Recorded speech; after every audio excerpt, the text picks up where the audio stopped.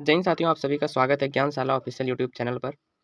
आज हम लोग पढ़ने वाले हैं बीईसीसी 103 का जो बचा हुआ ब्लॉक है। जैसे कि इसमें टोटल हम जानते हैं कि 9 ब्लॉक्स है और उसका मैंने 2 ब्लॉक्स ख़त्म किया था और आज मैं कंप्लीट ब्लॉक ख़त्म करने वाला हूं क्योंकि इसका एग्ज़ाम बहुत ही करीब आ गया है। वो पार्ट 1 वीडियो था जो कि ये वाला वीडियो था। इसमें नीति आयोग क्या है इसको समझाया गया था और अर्थव्यवस्था क्या है इसको समझाया गया था और बाकी भी बहुत कुछ ऐसा इंपॉर्टेंट बिंदु था जिसको कि इस वीडियो में समझाया गया था। अगर आप इस वीडियो को कंप्लीट नहीं देखे हैं तो आप इसे देख लें। आज हम पढ़ने वाले हैं बीईसीसी 103 का जो बचा हुआ यूनिट है, यानी कि यूनिट और ब्लॉक है, उसको कंप्लीट करेंगे एक ही वीडियो में। तो चलिए स्टार्ट करते हैं ब्लॉक 3 से। ब्लॉक 3 में हमने सबसे पहले आपको फर्स्ट वीडियो में बता दिया था कौन से ब्लॉक में क्या-क्या टॉपिक होने वाला है। तो ब्लॉक 3 में है कृषि क्षेत्र। तो कृषि क्षेत्र यानी कि एग्रीकल्चर सेक्टर को आज हम पढ़ेंगे। चलिए स्टार्ट करते हैं। भारतीय कृषि की विशेषताएँ। कृषि क्या है? तो सबसे पहले हम जानेंगे कृषि क्या है? फसल उगाना, सब्जियाँ पैदा करना, पशुपालन तथा कृषि से जुड़े अन्य कार्य करना कृषि कहलाता है। भारत को लंबे समय तक कृषि प्रधान देश कहा जाता रहा है क्योंकि यह बड़ी बड़ी आबादी कृषि पर निर्भर है, क्योंकि भारत की बड़ी आबादी किस पर निर्भर है? कृषि पर। नेक्स्ट है कृषि पर अधिक निर्भरता। भारत के करोड़ों लोग सीधे सीधे या अप्रत्यक्ष रूप से कृषि से जुड़े हैं। मतलब कि भारत के करोड़ों लोग प्रत्यक्ष या अप्रत्यक्ष रूप से कृषि से जुड़े हैं। प्रत्यक्ष रूप से किसान है, खेत मजदूर है और अप्रत्यक्ष रूप से कौन है? जैसे खाद विक्रेता है, ट्रैक्टर चालक है और मंडी व्यापारी है। इसलिए कृषि भारत की अर्थव्यवस्था का महत्वपूर्ण आधार है। नेक्स्ट है मानसून पर निर्भरता। भारत में खेती काफ़ी हद तक वर्षा पर निर्भर होती है। यदि समय पर बारिश हो तो अच्छी फसल होगी और किसान की आय बढ़ेगी। यदि बारिश कम हो तो क्या हो जाएगा? सूखा पड़ जाएगा और उत्पादन और लाभ घट जाएगी। नेक्स्ट है इसलिए इसलिए मानसून को भारत कृषि की क्या कहा जाता है? जीवन रेखा कहा जाता है। इसलिए मानसून को भारतीय कृषि की जीवन रेखा कहा जाता है। नेक्स्ट है छोटे और बिखरे हुए खेत। भारत में अधिकांश किसान के पास कम कम भूमि होती है। समस्या, इससे क्या-क्या समस्या हो सकती है? बड़ी मशीन का उपयोग कठिन हो जाता है। मान लीजिए कोई छोटा-सा खेत है और जैसे ट्रैक्टर है तो उसको जोतने में ज़्यादा समय लगेगा। उसका जो पूरा खुदाई होगा वो उसमें ज़्यादा टाइम लगेगा, क्योंकि मशीन जो बड़ी है और खेत क्या है? छोटा है। उत्पादन लागत बढ़ जाता है, जिससे अगर 2 मिनट में जुताई होने वाला खेत में 5 मिनट लग जाएगा अगर वो घूम-घूम के चलेगा तो, ठीक है। नेक्स्ट है श्रम प्रधान कृषि। भारत में अभी भी कई किसान खेती के लिए मानव श्रम और पशुओं का उपयोग करते हैं। हाँ, मानव श्रम यानी कि अपने कुदाल से या फिर अपना मेहनत से काम करते हैं और पशु यानी कि हर बैल जो कि बहुत पहले का था, उसका उपयोग करते हैं। उदाहरण हाथ से रोपाई भी होता है, हाथ से कटाई भी होता है, बहुत कुछ है। और विभिन्न फसलें, भारत में विभिन्न प्रकार की जलवायु होने के कारण इनमें अनेक फसल उगाई जाती है, जैसे खरीफ फसल, रबी फसल। खरीफ फसल में धान, मक्का आता है और रबी फसल में गेहूँ, चना और जो दलहन चीज़ होता है वो आता है। नेक्स्ट है कृषि का महत्व। देश को भोजन उपलब्ध कराती है। कृषि क्या कराती है? देश को भोजन उपलब्ध कराती है और उद्योगों को कच्चा माल देती है और रोजगार देती है और विदेशी मुद्रा कमाने में मदद करती है। ठीक है। नेक्स्ट आता है हरित क्रांति। हरित क्रांति क्या था? तो हरित क्रांति कब आया था? 1960 में। 1960 के दशक में भारत में खाद्यान्न उत्पादन बढ़ाने के लिए आधुनिक कृषि तकनीक का उपयोग किया गया। इसी परिवर्तन को हरित क्रांति कहते हैं। हरित क्रांति की आवश्यकता क्यों पड़ी? तो देखते हैं। स्वतंत्रता के बाद भारत में खाद्यान्न की कमी थी। जनसंख्या तेजी से बढ़ रही थी और विदेशों से अनाज मंगाना पड़ता था। यानी कि उस टाइम में उत्पादन कम होने के कारण हमारे भारत देश का कंडीशन खराब हो गया था, जिसकी वजह से हमें दूसरे देश से उत्पादन मंगाना पड़ रहा था। नेक्स्ट है इस समस्या को दूर करने के लिए हरित क्रांति की शुरुआत हुई। नेक्स्ट है हरित क्रांति के मुख्य तत्व। HYV बीज यानी कि उच्च उपज वाले बीज, ऐसे बीज जिसमें सामान्य बीज की तुलना में अधिक उत्पादन होती है। रासायनिक उर्वरक, 2 नंबर में आता है रासायनिक उर्वरक। तेज करने के लिए खाद का उपयोग। नेक्स्ट है सिंचाई सुविधा। नहर, ट्यूबवेल और पंप सेट का उपयोग होने लगा। नेक्स्ट आता है कीटनाशक। फसलों को कीटों से बचाने के लिए कीटनाशक दवाई का उपयोग किया गया। फिर आता है कृषि और मशीन। इसमें ट्रैक्टर आता है, हार्वेस्टर आता है और थ्रेसर, जिससे कि गेहूं का तैयारी किया जाता है। हरित क्रांति के लाभ, इसके क्या लाभ हुए? खाद्यान्न उत्पादन में भारी वृद्धि हुई और भारत में खाद्यान्न में आत्मनिर्भरता बना। भारत खाद्यान्न में क्या बन गया? आत्मनिर्भरता। किसान की आय बढ़ी, अधिक उत्पादन से अधिक लाभ हुआ और उसकी आय बढ़ गई। नेक्स्ट है खाद्यान्न आयात कम हुई, विदेशों पर निर्भरता कम हुई। हरित क्रांति की कमियां। अब हरित क्रांति से क्या नुकसान हुआ या तो उसकी क्या कमियां थी? छोटे किसान को कम लाभ, क्योंकि उसके पास पूंजी कम हुआ करता था। महंगे बीज और मशीन किसान नहीं खरीद पाए। जो महंगा बीज था और किसान वो छोटे किसान नहीं खरीद पाते थे, मशीन और महंगा बीज। नेक्स्ट है पर्यावरण पर प्रभाव। अधिक रासायनिक खाद से मिट्टी की उर्वरता प्रभावित हुई, मिट्टी की जो क्षमता थी वो घट गई। नेक्स्ट है क्षेत्रीय असमानता। पंजाब, हरियाणा और पश्चिमी उत्तर प्रदेश को अधिक लाभ मिली। कृषि विपणन एवं कृषि ऋण। कृषि विपणन एग्रीकल्चर मार्केटिंग। फसल को खेत से उपभोक्ता तक पहुंचाने की प्रक्रिया कृषि विपणन कहलाती है। कृषि विपणन की प्रक्रिया फसल उत्पादन, कटाई, भंडारण, परिवहन, मंडी में विक्रेता और उपभोक्ता तक पहुंचाना। कृषि विपणन क्या है? फसल को खेत में उत्पादन किया जाता है, उसके बाद वो हर एक उपभोक्ता तक कैसे पहुंचाया जाता है, इसी को क्या कहा जाता है? कृषि विपणन। इसमें फसल उत्पादन, कटाई, भंडारण, परिवहन और मंडी में बिक्री और उपभोक्ता तक पहुंचाना इसका एक तालिका है, यानी कि इसी प्रक्रिया से उपभोक्ता तक उत्पादन पहुंचती है। नेक्स्ट है कृषि विपणन की समस्याएं। भंडारण की कमी, बिचौलियों का हस्तक्षेप और उचित मूल्य न मिल पाना, ये कृषि विपणन की समस्याएं हैं। ठीक है, नेक्स्ट कृषि विपणन में सुधार। ई नाम आधुनिक मंडियां हुई और गोदाम का निर्माण हुआ। कृषि ऋण क्या होता है? एग्रीकल्चर क्रेडिट, खेतों के लिए किसान को दिया गया कर्ज कृषि ऋण कहलाता है। कृषि ऋण की आवश्यकता किसानों को पैसे की जरूरत होती है। कृषि ऋण की आवश्यकता क्यों है? किसानों को पैसे की जरूरत होती है बीज खरीदने के लिए, खाद खरीदने के लिए, मशीन खरीदने के लिए, सिंचाई के लिए। कृषि ऋण के स्रोत। कृषि ऋण के दो स्रोत होते हैं, एक संस्थागत स्रोत और दूसरा आता है गैर संस्थागत स्रोत। संस्थागत स्रोत में आते हैं वाणिज्य बैंक, सहकारी बैंक और ग्रामीण बैंक, NABA, RD। और गैर संस्थागत स्रोत, जैसे कि इसमें किसी भी गांव के बड़े लोग, साहूकार या रिश्तेदार से पैसे लेना, ये होता है गैर संस्थागत स्रोत। नेक्स्ट आता है खंड 4 यानी कि ब्लॉक 4। इसमें आता है औद्योगिक क्षेत्र। भारत में औद्योगिकरण। औद्योगिकरण क्या है? जब किसी देश में कारखानों और उद्योगों की संख्या बढ़ती है तथा बड़े पैमाने पर उत्पादन होने लगता है तो हमें औद्योगिकरण कहते हैं। तो उसे क्या कहते हैं? औद्योगिकरण। औद्योगिकरण की आवश्यकता क्यों हुई? रोजगार बढ़ाने के लिए, उत्पादन बढ़ाने के लिए, गरीबी कम करने के लिए और अधिक विकास के लिए। नेक्स्ट है भारत में औद्योगिकरण की विशेषताएं। औद्योगिकरण की विकास। स्वतंत्रता के बाद सरकार ने भारी उद्योगों को बढ़ावा दिया। उदाहरण भिलाई इस्पात संयंत्र, बोकारो इस्पात संयंत्र और भेल। औद्योगिकरण के लाभ। रोजगार बढ़ता है, आय बढ़ती है, निर्यात बढ़ता है, जीवन स्तर सुधार होता है। ठीक है, नेक्स्ट आता है औद्योगिक नीतियां। औद्योगिक नीति क्या है? उद्योग के विकास के लिए सरकार द्वारा बनाए गए नियम और योजनाएं औद्योगिक नीति कहलाती है। औद्योगिक नीति 1956। सार्वजनिक क्षेत्र को अधिक महत्व दिया जाए और भारी उद्योगों का विकास हो। नई औद्योगिक नीति 1991 के तहत क्या था? भारत की सबसे महत्वपूर्ण औद्योगिक नीति मानी जाती है। इसका मुख्य आधार क्या था? उदारीकरण, यानी सरकारी नियंत्रण कम किया जाए। और निजीकरण क्या होता है? निजी क्षेत्र की भागीदारी बढ़ाई जाए। और वैश्वीकरण, वैसी कंपनियां जो भारत में निवेश की अनुमति दी गई। वैसी कंपनियों को विदेशी कंपनियों को भारत में निवेश की अनुमति दी गई, जिससे कि हमारा आय स्तर और अच्छा हो जाए। नेक्स्ट है MSME, सूक्ष्म लघु एवं मध्यम उद्योग। MSME का अर्थ micro small and medium enterprise. MSME की आवश्यकता है। हर उद्योग बड़ा नहीं हो सकता। छोटे उद्योग भी अर्थव्यवस्था में महत्वपूर्ण भूमिका निभाते हैं। उदाहरण के लिए अगरबत्ती हो सकता है। जैसे सूक्ष्म उद्योग में क्या आएगा? अगरबत्ती, मोमबत्ती, ये सब आएगा। लघु उद्योग में क्या आएगा? फर्नीचर आ जाएगा, सिलाई इकाई हो जाएगा। फिर माध्यमिक उद्योग में क्या हो जाएगा? खाद्य प्रसंस्करण इकाई हो जाएगा, छोटे कारखाने आ जाएंगे। MSME के लाभ। रोजगार, ग्रामीण विकास, कम पूंजी में उद्योग और निर्यात में योगदान। नेक्स्ट आता है खंड 5। इसमें हम पढ़ते हैं सेवा क्षेत्र, यानी कि ब्लॉक 5 में हम पढ़ते हैं सेवा क्षेत्र। भारतीय अर्थव्यवस्था में सेवा क्षेत्र की भूमिकाएं। सेवा क्षेत्र क्या है? तो सबसे पहले जानते हैं सेवा क्षेत्र क्या है। जो लोगों को सेवा देती है, जो क्षेत्र लोगों को सेवा प्रदान करती है और सीधे वस्तुओं का उत्पादन नहीं करती, उसे सेवा क्षेत्र कहते हैं। सेवा क्षेत्र में क्या होता है? जो लोगों को सेवा देती है परंतु सीधे वस्तु का उत्पादन नहीं करती। सेवा क्षेत्र के उदाहरण में आता है बैंक, अस्पताल, विद्यालय, होटल, रेलवे, मोबाइल और इंटरनेट आदि। ये सब सेवा क्षेत्र का महत्व क्या है? जीडीपी में सबसे बड़ा योगदान होता है। भारत में जीडीपी का सबसे बड़ा हिस्सा सेवा क्षेत्र से आता है। रोजगार प्रदान करना। लाखों लोग जैसे शिक्षक, डॉक्टर, बैंक कर्मचारी, इंजीनियर के रूप में काम करते हैं। विदेशी मुद्रा अर्जित करना। IT कंपनियां विदेशों से आय अर्जित करती है। नेक्स्ट है जीवन स्तर में सुधार।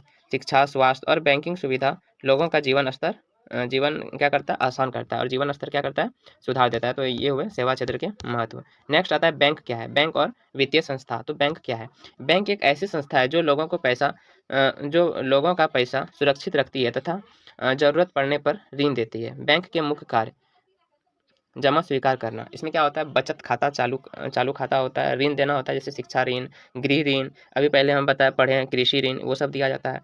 भुगतान और लेन देन, अभी तो डिजिटल तरफ से होता है, UPI, ATM, net banking, passbook वगैरह से किया जाता है भुगतान। भारतीय रिजर्व बैंक यानी कि आरबीआई, आरबीआई की स्थापना 1 अप्रैल 1935 को हुई थी, ये बात आपको याद रखना है। आरबीआई की स्थापना 1 अप्रैल 1935 की हुई थी। आरबीआई का कार्य क्या था, नोट जारी करना और बैंक को नियंत्रित करना, नोट जारी करना और बैंक को नियंत्रित करना, सरकार का बैंक होना, मुद्रा और ऋण नीति बनाना। प्रमुख वित्तीय संस्था NABARD, कृषि और ग्रामीण विकास के लिए, और किसानों और अप्रत्यक्ष रूप से ऋण सहायता। नेक्स्ट है SIDBI, MSME उद्योग को वितरित सहायता। LIC जीवन बीमा सुविधा प्रदान करती है, ये तो आपको पता होगा LIC के बारे में। अब आते हैं एग्जाम के लिए, इस पॉइंट को देखते हैं। कृषि क्या करती है, भोजन देती है। उद्योग उत्पादन बढ़ाती है, और सेवा क्षेत्र देश की आय तथा रोजगार को बढ़ाती है। तीनों मिलकर भारतीय अर्थव्यवस्था की रीढ़ बनते हैं। नेक्स्ट है खंड 6 यानी कि ब्लॉक 6, इसमें हम पढ़ते हैं बेरोजगारी और असमानता। सबसे पहले देखते हैं भारत में गरीबी, पॉवर्टी ऑफ इंडिया। गरीबी का अर्थ होता है कि व्यक्ति अपनी बुनियादी ज़रूरत जैसे भोजन, कपड़ा और घर ठीक से पूरा नहीं कर पाते हैं, इसी को क्या कहते हैं, गरीबी कहते हैं। गरीब लोगों की आय बहुत कम होती है। गरीबी के कारण शिक्षा और स्वास्थ्य सेवा भी प्रभावित होते हैं। नेक्स्ट आता है बेरोजगारी, नहीं उसी में है बेरोजगारी, कम आय और जनसंख्या वृद्धि गरीबी के मुख्य कारण है। गरीबी का मुख्य कारण है बेरोजगारी, कम आय, जैसे बेरोजगारी होगा तो आय कम होगा और जनसंख्या तो बढ़ेगा ही। सरकार गरीबी कम करने के लिए विभिन्न योजनाएं चलाती है, जैसे मनरेगा और प्रधानमंत्री आवास योजना, और फिर जैसे कि चावल मिलता है, जैसे सरकारी राशन मिलने लगा है। अब होता है बेरोजगारी, जब व्यक्ति काम करने के योग्य हो, काम करने के योग्य हो परंतु उसे काम न मिले तो उसे क्या कहते हैं, बेरोजगारी कहते हैं। अब बेरोजगारी से व्यक्ति की आय कम हो जाती है। बेरोजगारी से व्यक्ति की आय क्या होती है, कम रहती है। पढ़े लिखे लोगों को भी बेरोजगारी देखने को मिलता है। जनसंख्या वृद्धि और रोजगार की कमी इसके मुख्य कारण है। बेरोजगारी देश के आर्थिक विकास को धीमी कर देती है। नेक्स्ट है आय एवं संपत्ति की असमानता है। समाज में कुछ लोगों के पास बहुत अधिक धन होती है और कुछ लोगों के पास बहुत कम। इसी अंतर को आय और संपत्ति की असमानता कहते हैं। असमानता से अमीर और गरीबी के बीच दूरी बढ़ती है। इससे सामाजिक समस्या भी पैदा होती है। सरकार और कल्याणकारी योजनाएं के माध्यम से असमानता कम करने का प्रयास करती है। नेक्स्ट है खंड 4, इसमें हम पढ़ते हैं आर्थिक सुधार, यानी कि ब्लॉक 5 में हम पढ़ते हैं आर्थिक सुधार के बारे में। 1991 के आर्थिक सुधार, 1991 के आर्थिक सुधार। पॉइंट 1, 1991 में भारत गंभीर आर्थिक संकट से गुजर रहा था। विदेशी मुद्रा भंडार बहुत कम हो गया था। इस समस्या को दूर करने के लिए सरकार ने आर्थिक सुधार लागू किए। इन सुधारों का उद्देश्य अर्थव्यवस्था को बनाना था। इसके बाद उद्योग, व्यापार और निवेश में तेजी आई। नेक्स्ट है उदारीकरण का महत्व, सरकार नियंत्रण को कम करना, इससे उद्योग को कम करने की अधिक स्वतंत्रता मिली। लाइसेंस और नियमों को सरल बनाया गया। निजी कंपनी को आगे बढ़ने का अवसर मिला। इससे प्रतिस्पर्धा और उत्पादन बढ़ा। नेक्स्ट है निजीकरण का अर्थ सरकारी संस्थाएं में निजी क्षेत्र की भागीदारी बढ़ाना। इसका उद्देश्य कार्यकुशलता बढ़ाना है। निजी कंपनी कई सेवाएं बेहतर तरीके से प्रदान करती है। सही बात है, निजी कंपनियां कई सेवाएं जो है बेहतर तरीके से प्रदान करती है। जैसे कई प्राइवेट हॉस्पिटल वगैरह होते हैं और कोई स्कूल वगैरह होते हैं, वो सब इससे सरकार का वित्तीय बोझ कम होता है। कई क्षेत्र में निजी निवेश बढ़ता है। उसके बाद आता है वैश्वीकरण का अर्थ दुनिया के देशों के बीच व्यापार और संपर्क बढ़ाना है। इससे विदेशी कंपनियां भारत में निवेश करती है। भारतीय कंपनियों को विदेशों में व्यापार करने की अवसर मिलता है। नई तकनीक और नए विचार देश में आते हैं। इससे आर्थिक विकास को गति मिलती है।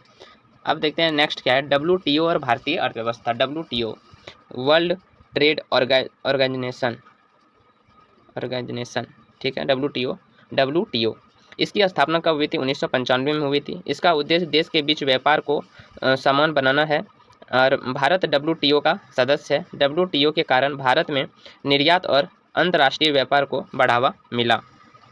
अब पढ़ते हैं हम ब्लॉक 8 को, यानी कि खंड 8। इसमें सार्वजनिक वित्त एवं विदेशी क्षेत्र है। भारत का राजकोष तंत्र। नंबर 1 पॉइंट है इसमें, ए नंबर। सरकार की आय और व्यय की व्यवस्था को राजकोष तंत्र कहते हैं। किसको कहते हैं? सरकार की जो आय होती है और व्यय की व्यवस्था को क्या कहते हैं? राजकोष तंत्र कहते हैं। सरकार करों और अन्य स्रोतों से आय प्राप्त करती है। इस आय का उपयोग विकास कार्यों में किया जाता है। शिक्षा, स्वास्थ्य और सड़क निर्माण पर खर्च किया जाता है। देश के आर्थिक विकास में इसका महत्वपूर्ण योगदान है। नेक्स्ट है कर व्यवस्था। सरकार द्वारा जनता से लिया गया धन कर कहलाता है। सरकार द्वारा जनता से लिया गया धन कर कहलाता है। कर सरकार की आय का मुख्य स्रोत है। जीएसटी आयकर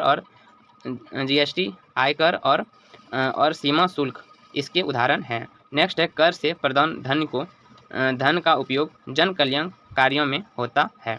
कर व्यवस्था देश के विकास में महत्वपूर्ण भूमिका निभाती है। नेक्स्ट आता है विदेशी व्यापार। जब भारत दूसरे देशों से वस्तु खरीदता है या बेचता है तो उसे विदेशी व्यापार कहते हैं। विदेशों को वस्तु बेचना निर्यात यानी कि एक्सपोर्ट कहलाता है और विदेशों से वस्तु खरीदना यानी कि आयात यानी कि इंपोर्ट कहलाता है।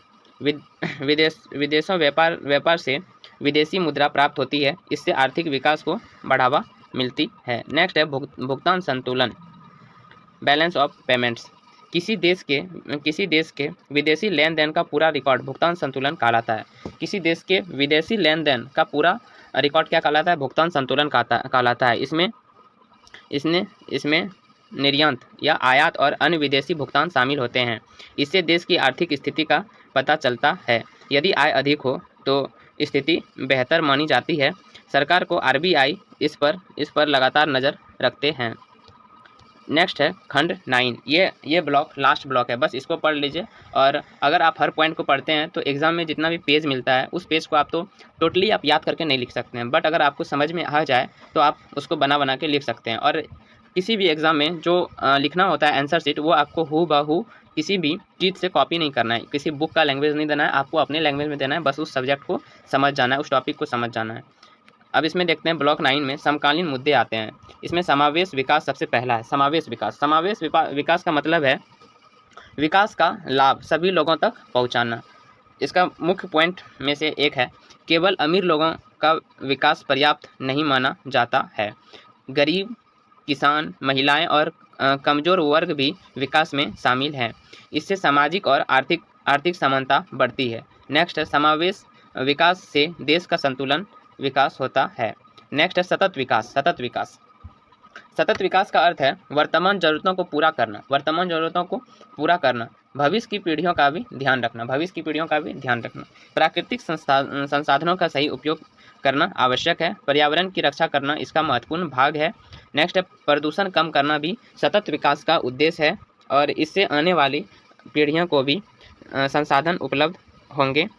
नेक्स्ट आता है डिजिटल इकोनॉमी यानी कि डिजिटल अर्थव्यवस्था। डिजिटल तकनीक के माध्यम से होने वाली आर्थिक गतिविधि को डिजिटल अर्थव्यवस्था कहते हैं। इसमें UPI, इंटरनेट बैंकिंग और ऑनलाइन खरीदारी इसके उदाहरण हैं। इससे लेन देन तेजी और सामान से होती है। बस कभी कभी इंटरनेट प्रॉब्लम की वजह से दिक्कत होती है, बाकी इससे लेन देन आसान होता है, कोई छुट्टा का टेंशन नहीं होता है। ठीक है।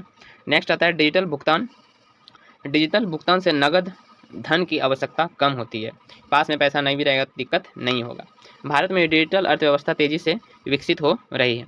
अब फॉर एग्जाम के लिए देखिए क्या है। गरीबी, बेरोजगारी और असमानता सामाजिक समस्याएं हैं। ये क्या है? सामाजिक समस्याएं। 1991 के आर्थिक सुधार ने भारत की अर्थव्यवस्था को कई दिशा दी है। इसमें राजकोष तंत्र और विदेशी व्यापार आर्थिक विकास के आधार हैं तथा समावेशी, सतत और डिजिटल विकास आधुनिक भारत की प्रमुख आवश्यकताएं हैं। तो आप सभी का पूरा खत्म हो गया। इसमें हमने पढ़े ब्लॉक 3 को, 4 को, 5 को, 6 को, 7 को, 8 को, 9 को, ये सारा खत्म कर दिया। इससे बाहर एग्जाम में नहीं आने वाला है। अगर आप इसको समझ दिए तो बना सकते हैं। अब BECC 103 का ऑल ब्लॉक कंप्लीट हो गया है पार्ट 2 में। पार्ट 1 तो मैंने पहले बनाया था, जिसने वीडियो नहीं देखा है वो आप लोग जाके वीडियो देख सकते हैं। BECC 103 का सारा टॉपिक को हमने क्लियर कर दिया है। इससे बाहर एग्जाम में क्वेश्चंस नहीं आते हैं। अगर आप समझ लीजिएगा तो आपका एग्जाम अच्छा से जाने वाला है। आप सभी का वीडियो देखने के लिए तहे दिल से धन्यवाद। लेकिन आपसे एक रिक्वेस्ट है कि हमारे चैनल को सब्सक्राइब भी जरूर करें और वीडियो को लाइक करें। जय हिंद, जय भारत।